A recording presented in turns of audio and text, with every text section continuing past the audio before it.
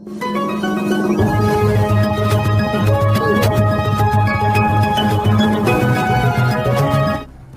मारहाण करत शारीरिक व मानसिक त्रास दिला, पत्नीला गर्भनिरोधक गोळ्या देऊन गर्भपात करत छळ केल्याप्रकरणी पतीसह 8 जणांवर विजापूर नाका पोलीस ठाण्यात बुधवारी गुन्हा दाखल झाला आहे।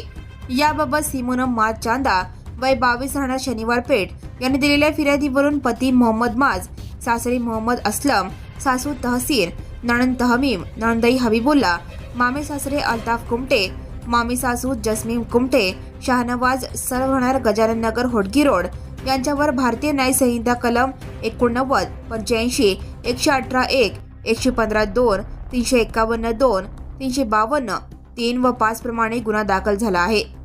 सिमोनम यांचा 2024 मध्ये आरोपी मोहम्मद माज यांच्यासोबत विवाह झाला होता। विवाहानंतर आरोपींनी त्यांना जाचहाट करत त्रास दिला, शिवाय लाथाबुक्क्यांनी मारहाण केले, तसेच वैद्यकीय कारणांमुळे माहेरी पाठवून त्यांना त्रास दिला, तसेच फिर्यादीचे शैक्षणिक कागदपत्रे स्वतः जवळ ठेवून त्यांच्या आई वडिलांना शिवीगाळ केली, असे फिर्यादीत म्हटले आहे। या घटनेचा तपास पोलीस सब इन्स्पेक्टर पवार हे करत आहेत। Right now and press the bell icon. Never miss an